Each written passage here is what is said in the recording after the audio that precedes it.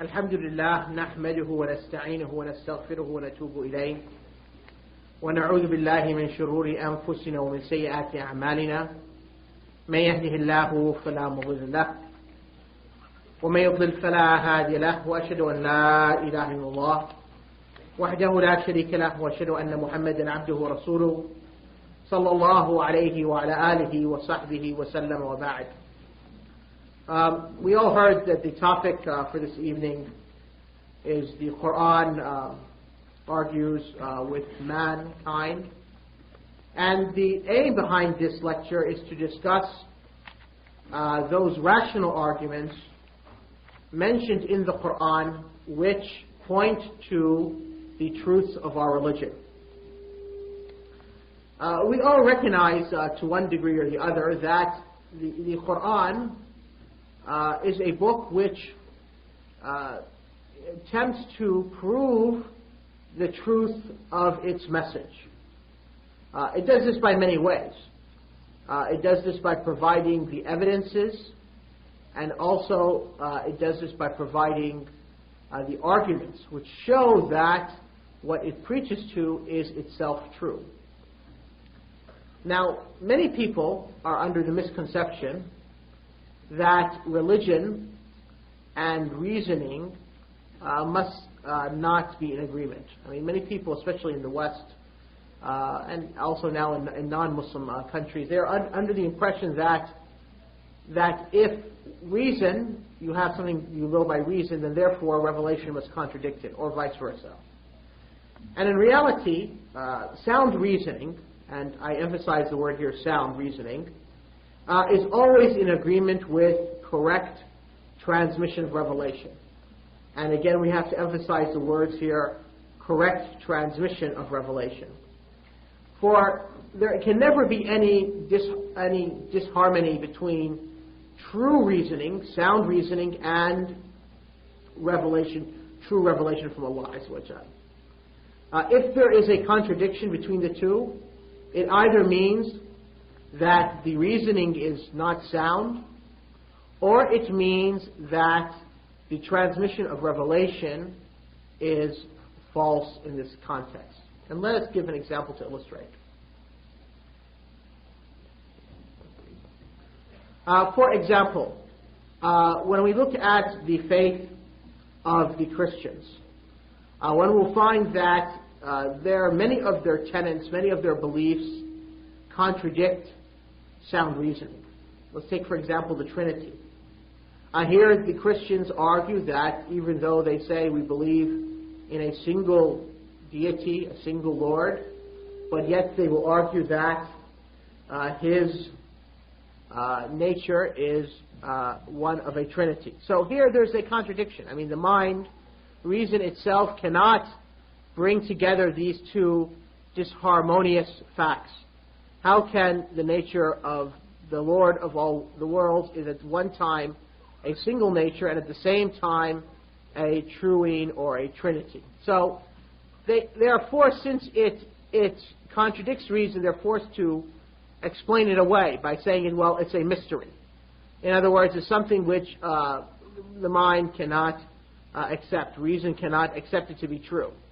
And yet, if you look at the text of the religion that they hold on to, of their religion, that they hold on to, whether the Old Testament or the New Testament, there is nothing in there that can be shown to show that indicates to the belief in the Trinity. And so therefore they neither have a true transmission of religion, nor do they have sound reasoning to support the most common or the most fundamental of their beliefs. And that's why even amongst themselves you find them different sects and groups. So much so that one Muslim scholar remarked to discuss or to illustrate the differences that the Christians have amongst themselves just regarding the basic of their beliefs, wherein he said that if you were to gather 10 Christian priests in a room together, they would come out with 11 opinions. So this shows the confusion that they have, because their faith is neither based in sound reasoning nor it's based in true revelation. Now, reasoning, though, in order for us to know that it's sound, it must be confirmed either by the senses or by revelation. I mean, when you think something now, you have an idea in your mind, you have a thought, you have some sort of a notion, some sort of concept that you're thinking, how can you prove it to be true? Well, either you witness it by one of your senses, or revelation supports it.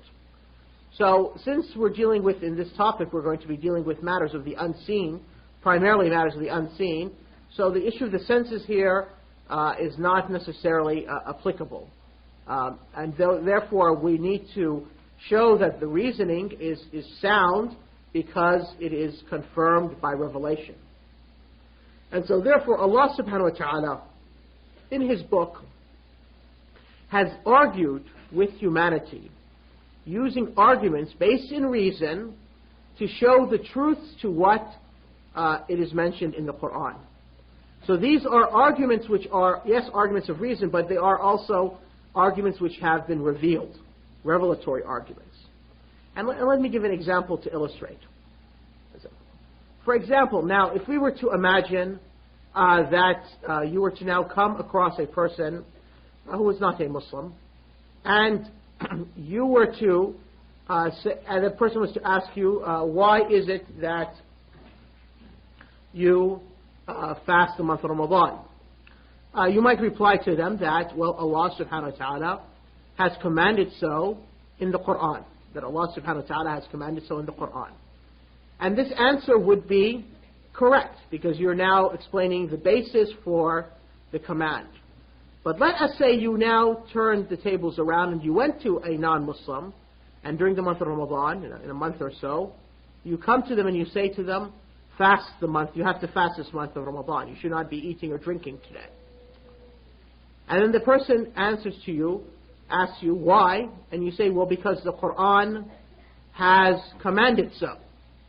The person here would not necessarily accept this reasoning because he or she has not accepted initially the Qur'an to be the words of Allah. And so therefore, one would have to first establish for them that the Qur'an is the true words of Allah, and then based upon this, then you can say, well, this is the commandment of your Lord, and so that's why you should be fasting during this month. And in the times when religion is unfamiliar, when religion is strange, like it is these days, for the Prophet ﷺ has said that Islam began as something strange, and that it would return to become something strange once again. So blessed are the strangers. We stand in need of these arguments which show the truths of the religion to be true by reason. We are in great need of them in order to prove the veracity of our faith to ourselves and also to others. And before we get into these arguments, I'd like to comment momentarily about this hadith which I just cited.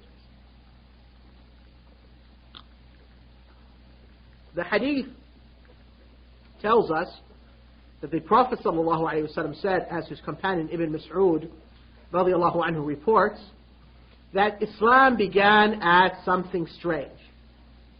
In other words, when the Prophet ﷺ first came, when he was first sent to humanity, Islam was unknown on the face of the earth. The majority of humanity was in a state of unbelief. Indeed, in another hadith, the hadith of Iyad bin Himar al-Mujashi'i, which is reported in Sahih Muslim, the Prophet ﷺ informs us that at the time of his sending, Allah looked upon the inhabitants of earth, in other words, human beings, and He hated them all, Arabs and non-Arabs, with the exception of some remnants of the people of the book. Because at the time of the sending of the Prophet Muhammad ﷺ, the true religion of Allah had been primarily effaced from the face of the earth. Only very few individuals, maybe a handful of people on the face of the earth, had some notion of the true religion of Allah Azza wa Jal. Because as you know, the last prophet sent before the Prophet Muhammad sallallahu alaihi wasallam was Isa ibn Maryam alayhi salam, Jesus the son of Mary. And between the sending of Jesus alayhi salam to the sending of the Prophet Muhammad ﷺ was 600 years. And it is around the period of 300 after the sending of the Prophet Isa ﷺ, where you have the first council ordained by the Christian church, which puts as its doctrine the notion of the Trinity. So by that time, about halfway between the time of Isa alayhi salam and the Prophet Muhammad sallallahu alayhi wa sallam, you find the formal change of the religion of Isa alayhi salam from a religion of Tawheed, the worship of one Lord, Allah alone, to a pagan religion having Trinity and so forth. So the point is, the Prophet sallallahu alayhi wa sallam informs us that Islam began as a religion which is strange, and that it would return once again as a religion which would be strange. Meaning that even though at the end of the Prophet's life, sallallahu alayhi wasallam, you find Arabia in its entirety entering into the fold of Islam, and then thereafter, after the Prophet sallallahu alayhi wasallam's death, you find that the Muslims spreading throughout the world. Yet that Islam, after this growth and after this spread, it would return back strange once again. In other words, it would become something unfamiliar. And this is what we find today. We find that even though you might go travel throughout the breadth of the Islamic world, that for many Muslims, even though Muslims now number 1 billion in number, many Muslims do not even know the very basics of their religion, the very true fundamentals.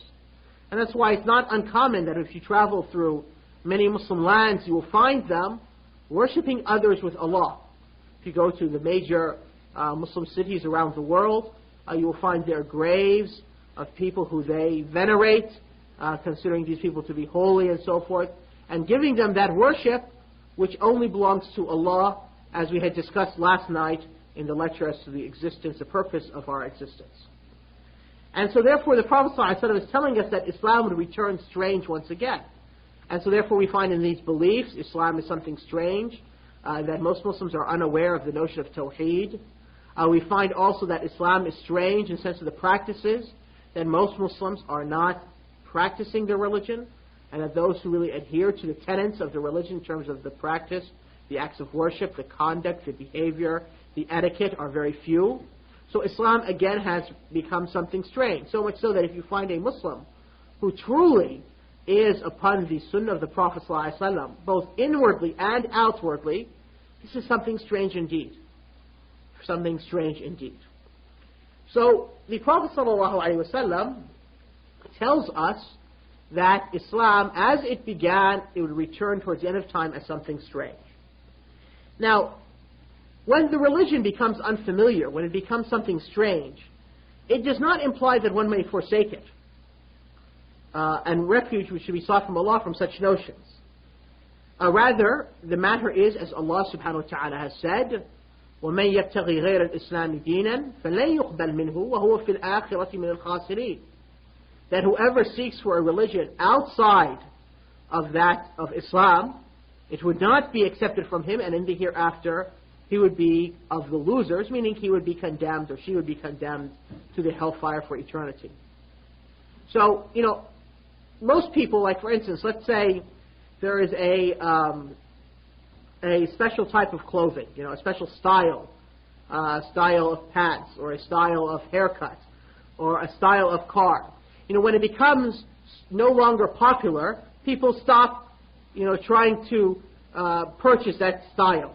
They will not comb their hair that way. They'll not wear those clothes. They'll not buy that car because it's no longer in fad. It's no longer popular. But the religion of Allah Azza wa Jal, when it becomes strange, it does not mean because now it's strange, because it's something now which people do not want to follow, that therefore we should not follow it. No, that's of course not. But rather, the matter still remains the same, that it's the truth.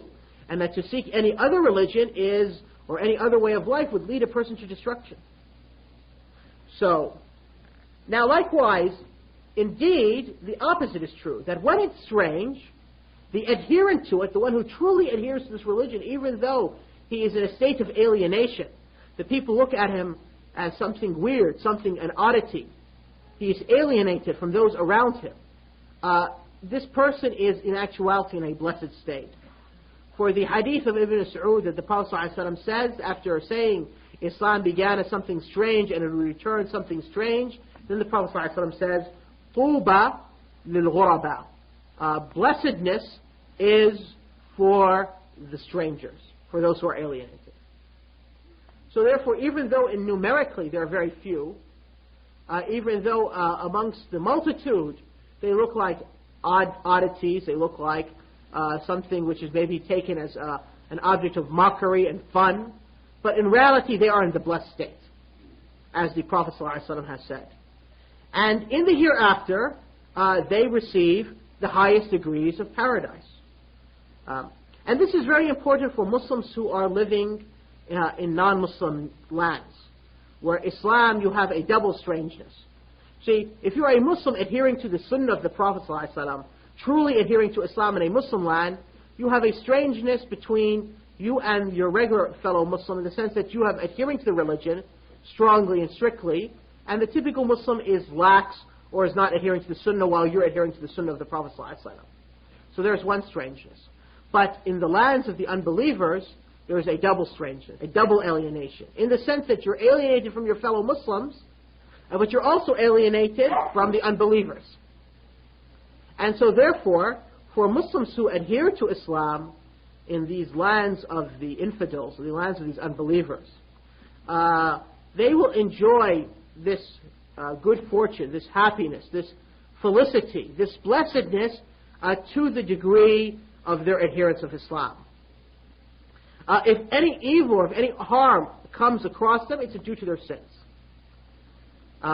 Indeed, one may notice that when a Muslim is firm on his religion, the unbelievers typically treat him with a degree of respect and accord to him a degree of honor due to his holding onto his religion, and avoid giving him certain trials or putting him through different states of humiliation, as the person who is negligent with his religion, who typically the unbelievers then will take and test and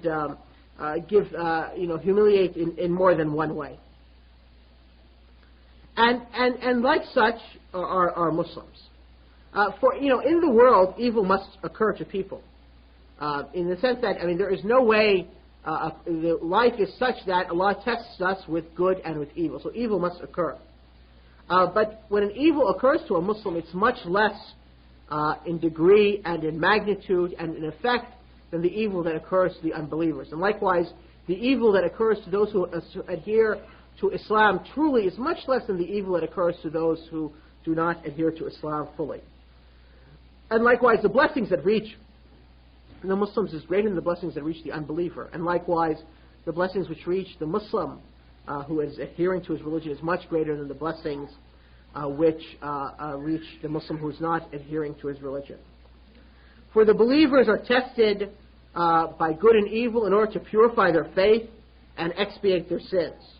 And the believer, when he is tested by good or evil, he is motivated to act for Allah. If the believer faces some sort of evil or is tested with some sort of harm, he is patient and he reckons that to Allah Azza wa Jal. And likewise, if he is given some sort of blessing like wealth or health, he then expends that in seeking the pleasure of Allah. So he's always between being patient at adversity or being grateful at the blessings Allah gives him. And so therefore he tastes a certain, or she tastes a certain sweetness of faith, a certain pleasure, a certain calmness in the heart, a certain satisfaction which the Muslim who is not adherent to the religion, let alone the unbeliever, cannot taste or cannot even begin to fathom. And so therefore, when one is faced with this alienation, one should not lead him to flee the religion, but rather it should lead him to be much more firm upon the religion of Islam. Now that was an introduction to sort of shed some light on that very important hadith. But let's now return to the main topic at hand, which is these rational arguments in the Qur'an. As we said, that during times of when Islam is unfamiliar, when Islam is strange, it is required for us to know these arguments in order to support our own faith, and likewise in order to explain the truth of Islam to the unbelievers. Now, In the Qur'an, when Allah subhanahu wa ta'ala gives us any of these arguments of reason, Allah does not, the arguments of reason, if you look at them, the nature of them are such that it does not presuppose you know some sort of fact or you have to know some sort of method of argumentation in order to reach the truth. For those of you, since we're in a university environment, who have studied logic or studied philosophy at one time or the other, you know that in the arguments of the philosophers or the logicians, it is required for them in order to prove something, like in mathematics, you know, that you have to go through a series of steps in order to prove something. There has to be a premise, and then based upon the premise you make certain conclusions, and then you have to test these hypotheses, and then you finally get to the result. Okay? There's a method of argumentation. The Qur'an doesn't use this type of argumentation method, but rather the Qur'an provides arguments which are clear and recognized by all human beings to be true. Because they are something which are either readily observed, and so for they don't need a proof, or they are something which are ingrained in the nature of human beings, and so therefore nobody could deny it unless somebody is just denying it just for the sake of argumenting, just for the sake of, out of pride and arrogance, who doesn't want to recognize the truth. This is the nature of the Quranic arguments. And let us give some examples. As we discussed last night, and as I'm sure every one of us has known and heard, the most important matter in our religion is Tawheed. And Tawheed, of course, is to worship Allah alone. And it is rooted in our belief that Allah is one, that there is one creator of the heavens and the earth who is perfect and possesses these beautiful names and exalted attributes. And it is our duty to worship this creator, our creator, through our love and our hope of his mercy and our fear of his wrath, by obeying him and then fulfilling these commandments in accordance with the teachings of the Prophet Muhammad ﷺ. That's Tawheed in a nutshell. So how do we prove this rationally? What are the arguments to that? If I told you, like as I did last night, Allah subhanahu wa ta'ala gave us some evidences, well, we accept them because we believe in the Qur'an. But what about for the people who do not accept Tawheed initially? How can we prove to them Tawheed? Through arguments of reason. Well, let's take the first issue in Tawheed. Proving that the existence of Allah Azza wa Jalla, proving that there is a creator to the universe. Allah subhanahu wa ta'ala provides an argument of reason in the Qur'an for this. Allah subhanahu wa ta'ala in the 52nd surah, Surah At-Tur, addresses humanity by saying, أَمْ خُلِقُوا مِنْ غَيْرِ شَيْءٍ أَمْ هُمُ الْخَالِقُونَ أَمْ خَلَقُوا السَّمَاوَاتِ وَالْأَرْضِ بَلْ لَا يُقِنُونَ. Allah subhanahu wa ta'ala says, or were they created from nothing, or are they the creators themselves, or did they create the heavens and the earth? Indeed, they have no certitude. What does this mean? Here Allah subhanahu wa ta'ala is putting people in front of just one or two possibilities. If your existence is something which you cannot deny, you're here, so you know that you exist. Did it come from nothing? Did you just all of a sudden just appear out of thin air? No one would say that. Everyone would say that he has an origin. He came from somewhere. So, the question is, are you the person who brought your existence into being? If not, then did you bring the heavens and the earth into existence? If not, then who did? This is an argument of reason. If you accept that you had to have some sort of origin to you, there had to be something that brought you into existence, and you yourself was not the one who brought you into existence, nor did you bring into existence that which you see around you, the heavens and the earth, then the question is, what brought you into existence? And this is an argument of reason which we accept. I mean, now, if you go to a person, you say, well, I was walking in the desert here in Australia, and out of nowhere, out of the sand, a house came up, fully built, you know, with running water and electricity and furniture and so forth. People would think that you're insane. Because people accept that, you know, that things do not just come without any cause bringing them into existence. There must be something. And that's why the Bedouin, as the Bedouin said, when asked, how does he know that Allah exists? He says that, seeing the tracks, the footprint, right, tells me that some foot passed in the desert. And seeing the camel's dung, tells me that a camel passed there first. In other words, these things just didn't appear out of nowhere in the desert. A footprint means that somebody walked there. The dung of the camel meant that a camel passed there. So in the same thing, human beings, likewise, Allah subhanahu wa ta'ala, brings this argument that a person, if he's left to contemplate this, he cannot then argue that, he's just came out of nothing. Of course not. Nobody, who is sane would be able to argue that. And at the same time, a person did not create himself, nor did he create the environment around him, the heavens and the earth, the universe. So then the question is, who created it? How did he come into being? And so therefore, a person is forced to acknowledge that there must have been something that brought him into existence.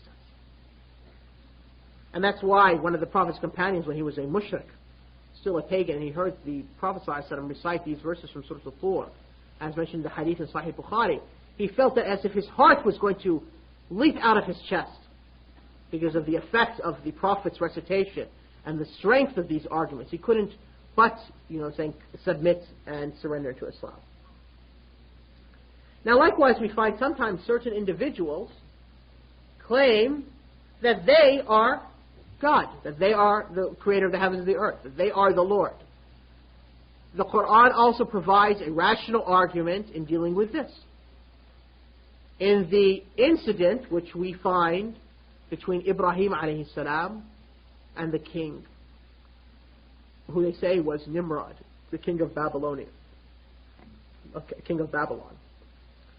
Allah subhanahu wa ta'ala says to us in Surah Al-Baqarah, أَلَمْ تَرَ إِلَى الَّذِي حَاجَ إِبْرَاهِيمَ فِي رَبِّهِ أَنْ أَتَاهُ اللَّهُ الْمُلْكَ. Have you not reflected or thought about that person who disputed with Ibrahim concerning Ibrahim's Lord, meaning concerning Allah?